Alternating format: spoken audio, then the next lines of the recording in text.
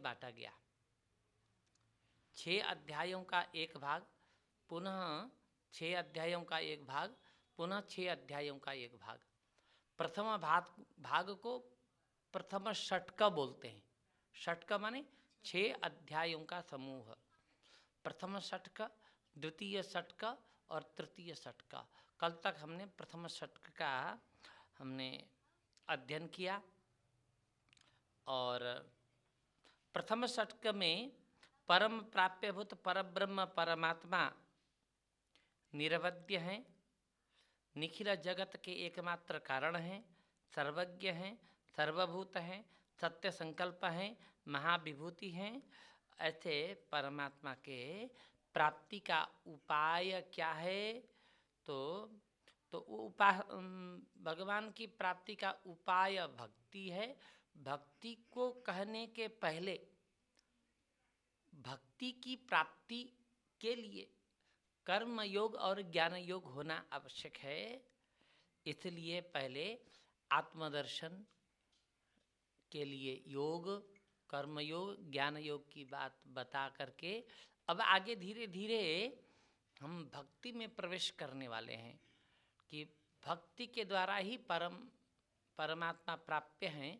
यह बात आगे बताने वाले हैं। अब इस अध्याय में उपास्यभूत, उपासक, उपासना और उपास्य।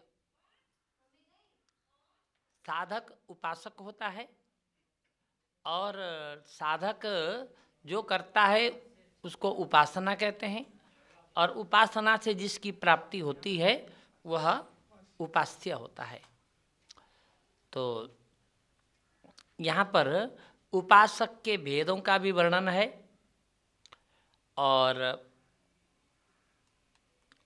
उपास्यभूत परब्रह्म परमात्मा का स्वरूप का भी वर्णन किया गया है और प्रकृति के कारण परमात्मा के स्वरूप का तिरोधान बताया गया है। और उस तिरोधान की निवृत्ति के लिए यहाँ पर भगवान की शरणागति मुख्य रूप से बताई गई है। तिरोधान माने ढकना, छिप जाना, ढक जाना, इसको बोलते हैं तिरोधान। तिरोधान की चर्चा आगे बार बार आएगी, हम इस शब्द का अर्थ समझ करके चलेंगे, ठीक है ना। तिरोधान माने ढक जाना, छिप जाना, अदृश्य हो जाना, अंतर्ध्यान हो जाना, अर्थात नेत्रों के या ज्ञान के समक्ष न आना, इसको तिरोधान कहते हैं। तो यहाँ पर भगवान के स्वरूप का वर्णन भी है। प्रकृति के द्वारा तिरोधान अर्थात भगवान के स्वरूप का अंतर्धान, और उस तिरोधान की निवृत्ति के लिए भगवान की शरणागति, और उपासक के भेद, कितने प्रकार के उपासक होते हैं इसका वर्णन, और उन उपासकों में जो ज्ञानी उपासक हैं सर्वश्रेष्ठ हैं इसका वर्णन यहाँ पर किया जा रहा है। श्री भगवानुवाच मय्यासक्तमनः पार्थ योगं युञ्जन्मदाश्रयः असंशयं समग्रं माम् यथा ज्ञास्यसि तच्छृणु।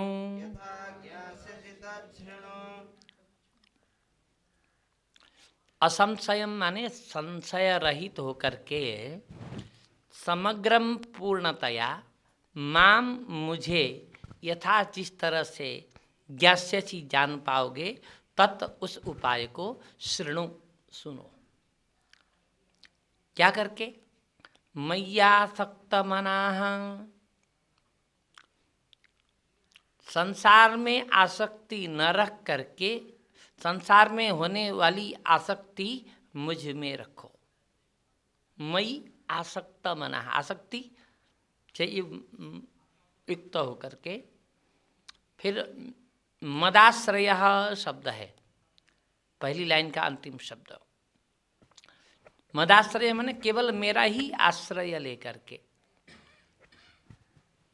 योगम युंजन, योग करते हुए जिस तरह से मुझे पूर्णतया जान सकोगे, उस उपाय को मैं तुम्हें बताता हूँ, तुम सुनो। पार्थ संबोधन है।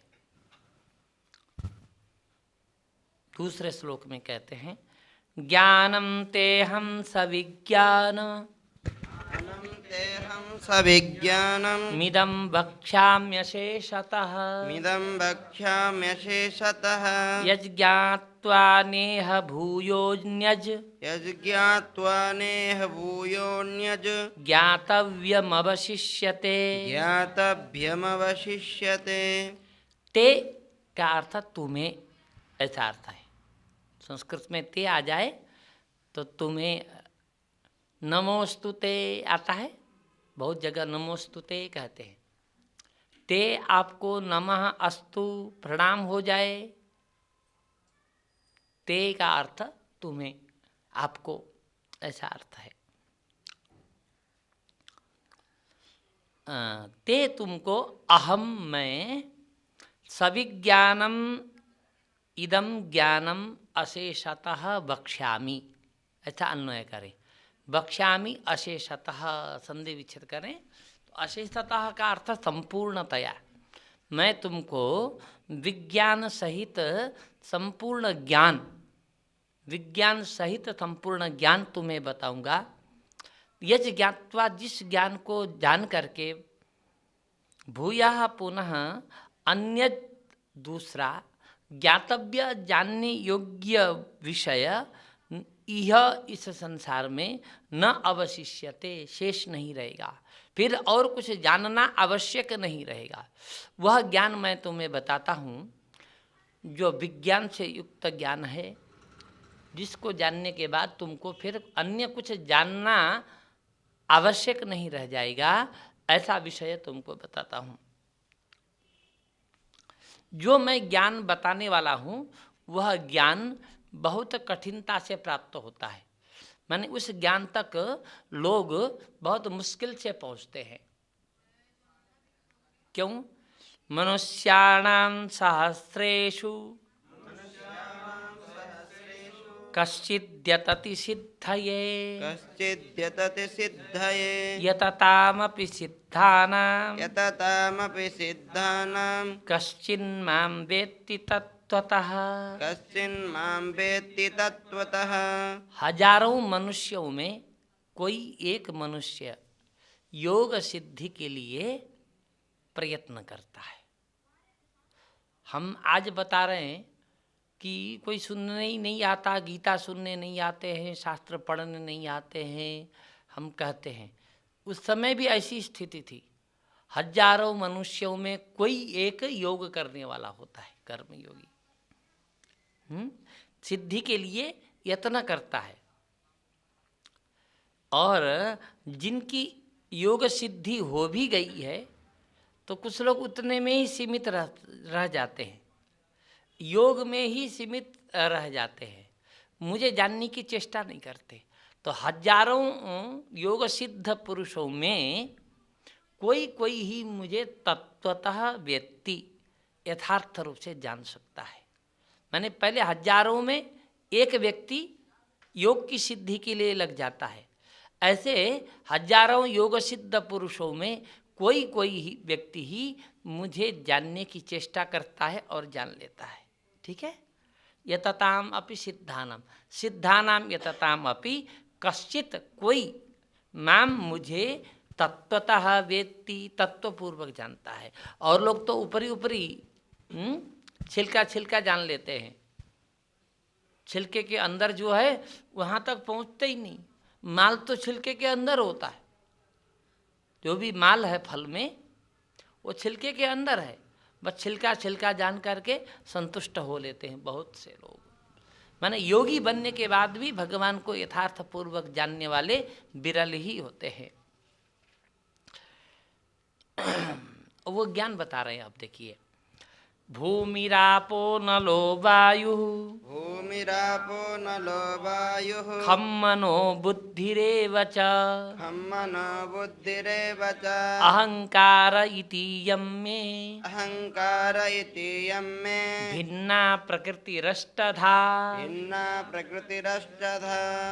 भगवान की 8 प्रकृति है। अर्थात भगवान के वश में चलने वाली एक प्रकृति के 8 भेद हैं। एक प्रकृति के 8 भेद हैं। इसी प्रकृति से आगे निकले हैं। ये 8 हैं। कौन कौन? भूमि, पृथ्वी, और आपः, जल, अनलः, अग्नि अर्थात तेज, वायु, 4 हो गए, खम, खम माने आकाश,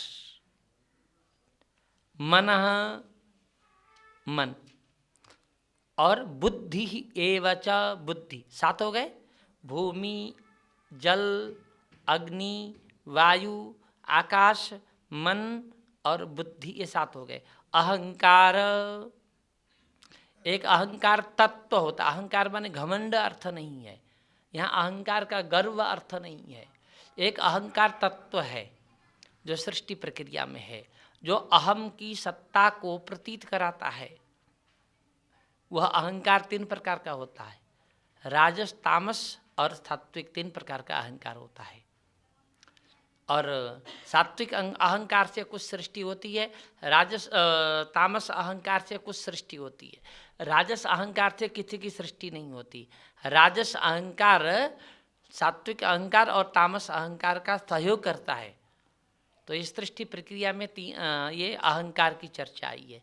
ये 8 भगवान की अलग अलग 8 प्रकार की प्रकृतियां हैं, ध्यान रखिएगा, ठीक है ना। ये 8 प्रकृतियां हैं। यही 8 प्रकृतियां ही कृष्णावतार में अष्टपट महारानी होकर के आई थी।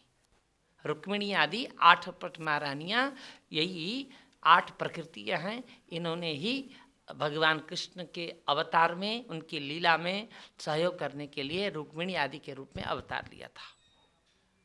ठीक है। अब हम उंगली में गिने, पृथ्वी, जल, तेज, वायु, आकाश, मन, बुद्धि, अहंकार, 8 हैं। ठीक है। भिन्ना प्रकृति ही अष्टधा। अब इस श्लोक का अर्थ यहां पर पूरा नहीं होता, अगले श्लोक में पूरा होता है। अपरेयमितस्त्वन्याम् अपरेयमितस्तुन्याम् प्रकृतिं विद्धि मे पराम् प्रकृतिं विद्धि मे पराम् जीवभूतां महाबाहो जीवभूतां महाबाहो ययेदं धार्यते जगत्। ययेदं धार्यते जगत्। यहाँ अपरेय है ना, संधि विच्छेद करेंगे तो अपरा इयम, इतः तू अन्याम, इस तरह से संधि विच्छेद होगा।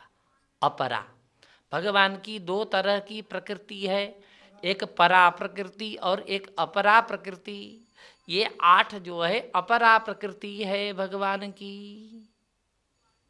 अपरा इयम, ये 8 प्रकार की जो प्रकृति है ये अपरा प्रकृति है। अब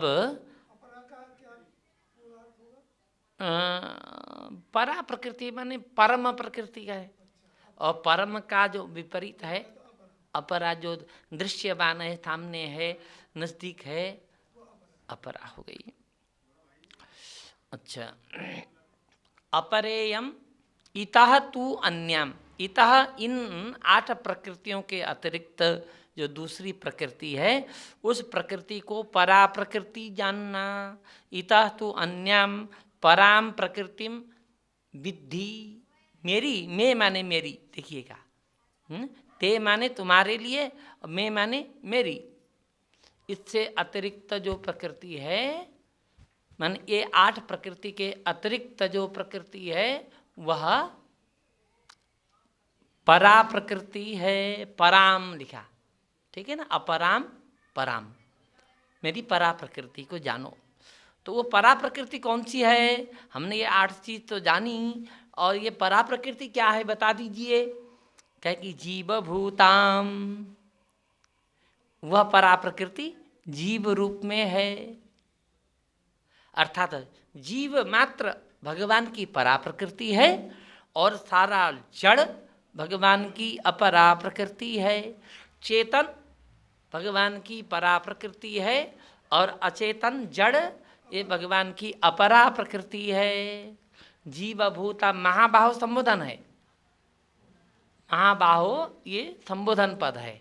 हे महाबाहो, महाबाहो का अर्थ होता है बड़े बड़े बाहु वाले, अर्थात बहुत ताकत है जिसकी बाहों में, ऐसे व्यक्ति को महाबाहु कहा गया।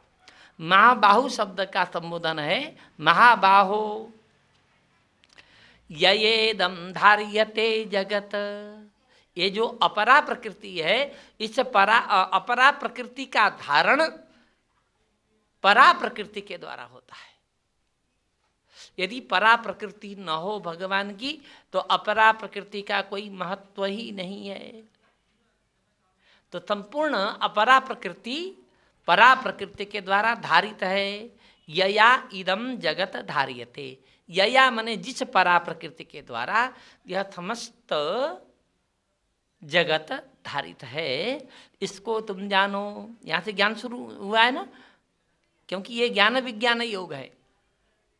हम एक एक शब्द को पकड़े हैं ना, हम कथा न सुने, हम कथा तो हम बहुत सुनते हैं, हम यहाँ पर गीता को लगाएं, हम मूल श्लोक पढ़ करके गीता का अर्थ समझ सकें, इस लायक हो जाएं।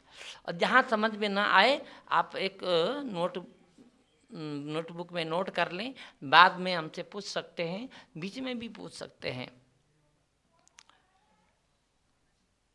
7वें श्लोक में बोलते हैं एतद्योनीनि भूतानि, एतद्योनीनि भूतानि सर्वाणीत्युपधारय, सर्वाणीत्युपधारय, अहं कृष्णस्य जगतः, अहं कृष्णस्य जगतः, प्रभवः प्रलयस्तथा, प्रभवः प्रलयस्तथा। तो ये सारा जगत, सारा भूत, सारे प्राणी यही परा प्रकृति और अपरा प्रकृति से ही बने हैं। ठीक है। एतद योनि, योनि माने कारण। तो सर्वाणि भूतानि एतद योनि, ये सारे भूत सारे प्राणी इन्हीं दो योनि वाले हैं, ऐसा समझना। दो योनि माने परा प्रकृति और अपरा प्रकृति वाले हैं। अर्थात मेरी ये दो प्रकृति, परा प्रकृति और अपरा प्रकृति, सारे संसार के लिए कारण है। हम एक बात और जानें, कार्य कारण भाव होता है एक। कोई भी कार्य होता है तो उसका कारण अवश्य होता है। कोई कार्य हो रहा है तो उसका कारण अवश्य है। और ये कारण दो प्रकार के होते हैं, उपादान कारण और निमित्त कारण। याद रखिएगा, कोई भी कार्य होता है तो उसके कारण होते हैं। कारणों के बिना कार्य हो ही नहीं सकता। ये मकान एक कार्य है, इसके कारण क्या हैं? इसके दो कारण हैं। एक कारण तो मेटेरियल होता है, मेटेरियल कारण को उपादान कारण कहते हैं। इसमें जो भी मेटेरियल लगा हुआ है वह इस मकान रूप कार्य का उपादान कारण है। और इसके निमित्त कारण हैं आप निमित्त बने इसलिए बना। ठीक है। इसी तरह ये सारा संसार एक कार्य है।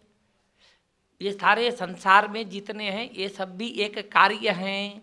और प्रत्येक कार्य का कारण दो कारण अवश्य होते हैं।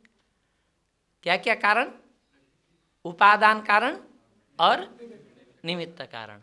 उपादान कारण और निमित्त कारण किसी के भी तो इस सारे संसार, सारे प्राणियों का उपादान कारण कौन है? संसार में जितने भी कार्य होते हैं उसका उपादान कारण अलग होता है और निमित्त कारण अलग होता है। घड़ा बनाया मिट्टी का, मिट्टी ही उस घड़े का उपादान कारण है, लेकिन जो घड़ा बनाने वाला कुम्हार है वह वो निमित्त कारण है। संसार में जितने भी कारण दिखते हैं वहाँ उपादान कारण अलग होता है और निमित्त कारण अलग होता है, लेकिन पूरे संसार का जो कारण है उसका उपादान कारण भी एक ही है, निमित्त कारण भी एक है। भगवान कौन है? वह परमात्मा। परमात्मा उपादान कारण भी है, माने मेटेरियल भी है और बनाने वाला भी है। लेकिन संसार में जितने भी कारण होते हैं उसमें उपादान कारण अलग होता है और निमित्त कारण अलग होता है। ये गीता तात्विक विषय है, इसमें कोई कथा नहीं है, कोई कहानी नहीं है, कोई उदाहरण नहीं है। यह तो जो गहराई में उतरना चाहता है वही गीता को समझ सकता है। तो ये पूरे संसार का जो कारण है उसका कारण परमात्मा है, यही बात बताते हैं। अहम कृष्णस्य जगतः, कृष्ण माने संपूर्ण अर्थ बताया था कल परसों मैंने ना, कृष्ण माने संपूर्ण, अहम कृष्णस्य जगतः संपूर्ण जगत का प्रभवः प्रलयस्तथा, प्रभव माने उत्पत्ति स्थान भी मैं हूँ और प्रलय जहाँ जाकर के लीन होता है प्रलय स्थान भी मैं हूँ। ऐसा उपधारय, ऊपर सर्वाणी इति उपधारय, उपधारय माने समझो, ऐसा जानो। उपधारय माने जानो, ठीक है, स्पष्ट हो गया। प्रत्येक शब्द का अर्थ स्पष्ट कर लीजिए। 7वें श्लोक में बोलते हैं मत्तः परतरम नान्यत, मत्तः परतरं नान्यत् किंचिदस्ति धनंजय, किंचिदस्ति धनंजय मयि सर्वमिदं प्रोतं, मयि सर्वमिदं प्रोतं सूत्रे मणिगणा इव। सूत्रे मणिगणा इव। पहली लाइन का अंतिम शब्द धनंजय अर्जुन के लिए संबोधन है। हे अर्जुन, हे धनंजय, मत्तः परतरम न अन्यत किंचित अस्ति, ऐसा अन्वय करिए। मुझसे परे, मुझसे बड़ा कोई पदार्थ, कोई वस्तु, कोई तत्व है ही नहीं, भगवान कहते हैं। मुझसे बढ़ करके, परतर माने बड़ा, परे कोई वस्तु है ही नहीं। किंचित न अन्यत अस्ति, मुझसे बढ़ करके कोई वस्तु नहीं है। सबसे बड़ा मैं ही हूँ, इसलिए मुझसे ही सब कुछ उत्पन्न होते हैं और मुझ में ही आकर के लीन हो जाते हैं। मयि सर्वम इदम, इदम माने ये सारा जगत। जगत कहने से दो चीजों का ज्ञान होता है, जड़ और चेतन। जगत कहने से जड़ और चेतन, इन दोनों का ज्ञान होता है। तो इदम कहने से सर्वम इदम, यह सब कुछ माने ये जड़ और चेतन, अचेतन और चेतन, सब कुछ मयि प्रोतम, मुझ में पिरोया हुआ है। ये सारा जड़ चेतनात्मक संसार मुझ में ही पिरोया हुआ है। उदाहरण देते हैं, सूत्रे मणिगणा इव इव, जैसे धागे में मणि के मन के पिरोए जाते हैं, उसी तरह से जड़ और चेतन रूप यह सारा संसार मुझ में ही पिरोया हुआ है। प्रत्येक शब्दों का अर्थ लग गया। मत्तः परतरम नान्यत् किंचिदस्ति धनंजय, मयि सर्वमिदं प्रोतम सूत्रे मणिगणा इव। प्रोतम माने पिरोया हुआ है, संलग्न है। एक एक करके बताते हैं। ये 4 श्लोकों की एक साथ व्याख्या करनी होगी।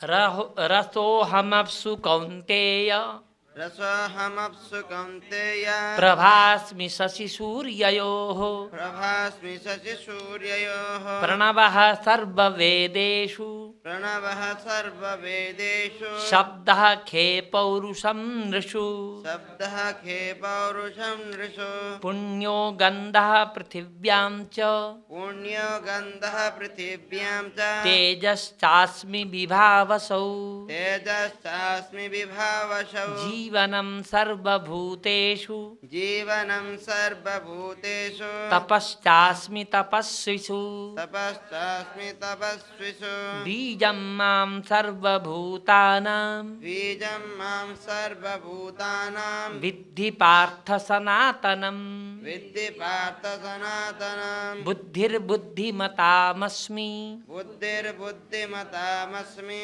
तेजस्तेजस्विनामहम् तेजस्तेजस्विनामहम् बलं बलवतां चाहम् बलं बलवतां चाहम् कामरागविवर्जितम् कामरागविवर्जितम् धर्माविरुद्धो भूतेषु धर्माविरुद्धो भूतेषु कामोऽस्मि भरतर्षभ।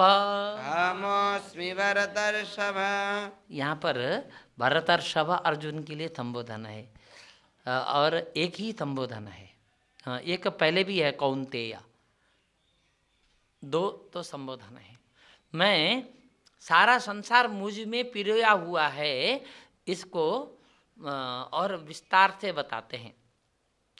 रसः अहम अप्सु संधि विच्छेद करेंगे तो ऐसा बनेगा, रसः अहम अप्सु। रस माने रस, अपसु माने जल में, अप माने जल होता है, आप माने जल होता है, अपसु माने जल में, जल का रस मैं ही हूँ। जल में जो रस तत्व है वह मैं ही हूँ, भगवान कहते हैं। हम जल देवता की पूजा करते हैं ना, गंगा जी की पूजा करते हैं और भी जल में हम पूजा करते हैं, क्योंकि वहाँ परमात्मा रस रूप में विराजमान है। कौन्तेय संबोधन है। प्रभास्मि शशि सूर्ययोः, शशि माने चंद्रमा, सूर्य, इन दोनों की प्रभा मैं ही हूँ, भगवान कहते हैं। ठीक है, इन दोनों में जो चमक है, जो प्रकाश करने की क्षमता है, वह मैं ही हूँ। दूसरी लाइन में प्रणवः सर्ववेदेषु, सभी वेदों का प्रणव मैं हूँ। प्रणव माने ओंकार मैं ही हूँ। ओंकार के बिना वेदों का उच्चारण नहीं होता और वेद मंत्रों की समाप्ति, वेदों की समाप्ति भी ओम से होती है और वह ओम मैं ही हूँ। ठीक है। शब्दः खे, ख शब्द का अर्थ मैंने आकाश बताया था, है ना। भूमिरापो नलो वायु खम मनो बुद्धिरेव च, अभी आज ही बताया था। ख माने आकाश, है ना। आकाश में मैं शब्द रूप में विराजमान हूँ। पौरुषम नृषु, नृषु माने मनुष्यों में जो पौरुष शक्ति है वह मैं ही हूँ। पुण्यो गंधः पृथिव्याम, पृथ्वी में जो पवित्र गंध सुगंध है वह मैं हूँ, दुर्गंध नहीं हूँ बोलते हैं। पुण्यो गंधः पृथिव्याम तेजस्तास्मि विभावसौ, विभावसु अग्नि का नाम है, अग्नि में जो तेज है वह मैं हूँ। जीवनम सर्वभूतेषु, समस्त प्राणियों का जीवन मैं ही हूँ, मेरे द्वारा ही सबको जीवन मिलता है। मैंने सारा संसार मुझ में किस तरह से पिरोया हुआ है इसका वर्णन कर रहे हैं। तपश्चास्मि तपस्विषु, तपस्या करने वाले जो तपस्वी हैं उनकी तपस्या मैं ही हूँ। बीजम मां सर्वभूतानां, समस्त प्राणियों का बीज मैं हूँ। ठीक है। मुझे समस्त प्राणियों का बीज समझो, विद्धि माने जानो, पार्थ संबोधन है। तो कैसा बीज है, कह कि यहाँ का बीज तो भूनने पर बीज को भून दो तो वो बीज अंकुरित नहीं होता, पानी डाल दो सड़ जाएगा। लेकिन मैं ऐसा सड़ने वाला, गड़ने वाला, काम ना आने वाला ऐसा बीज नहीं हूँ। सनातनम, सनातनम का अन्वय बीजम के साथ करिए। मैं सनातन बीज हूँ, समस्त प्राणियों का मैं सनातन बीज हूँ। बुद्धिर बुद्धिमताम अस्मि, बुद्धिमताम बुद्धिमान वालों में, जो बुद्धिमान लोग हैं उनकी बुद्धि मैं ही हूँ। बुद्धि बुद्धिमताम बुद्धि अस्मि। तेजस तेजस्वी नाम हम, तेजस्वियों का जो तेज होता है वह मैं ही हूँ। तेजः तेजस्वी नाम अहम अस्मि, अहम माने मैं, अस्मि माने हूँ। बलम बलवताम च अहम, बलवानों में मैं, बलवानों का बल हूँ मैं। जो शक्तिशाली लोग हैं उनकी जो ताकत है वह ताकत मैं ही हूँ।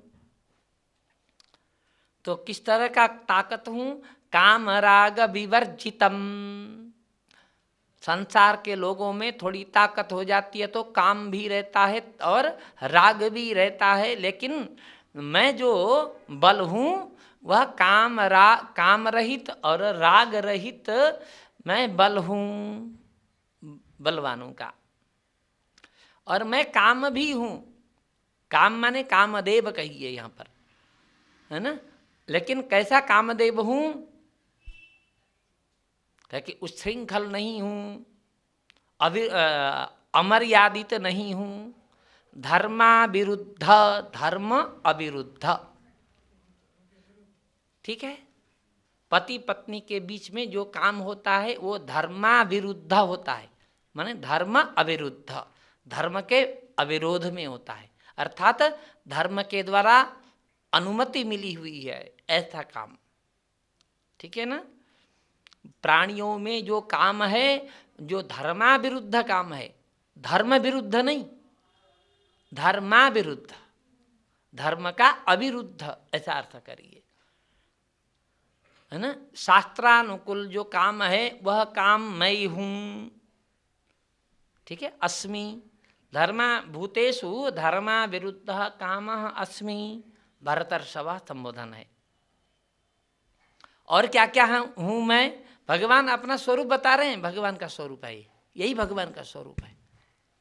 ये चैव सात्विका भावा, ये चैव सात्विका भावा, राजसास्तामसाश्च ये, राजसास्तामसाश्च ये, मत्त एवेति तान् विद्धि, मत्त एवेति तान् विद्धि, न त्वहं तेषु ते मयि, न त्वहं तेषु ते मयि। भाव शब्द है यहाँ, भावा लिखा है ना, बहुवचन है। भाव माने पदार्थ, भाव शब्द का पदार्थ अर्थ है।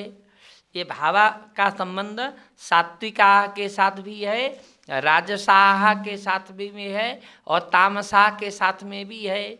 जो सात्विक भाव, राजस भाव, तामस भाव हैं, मत्त एव इति तान् विद्धि, सारे के सारे मुझसे ही पैदा होते हैं। मत्तः माने मुझसे, मुझसे ही तान एव भवन्ति, मुझसे ही होते हैं, ऐसा तान उनको विद्धि जानो। परंतु न तु अहम तेषु, मैं उनमें नहीं रहता हूँ, मैं उनमें नहीं रहता हूँ, किंतु वे मुझ में रहते हैं। ते वे मई मुझ में रहते हैं, मैं उनमें नहीं रहता हूँ। सात्विक राजस तामस भावों में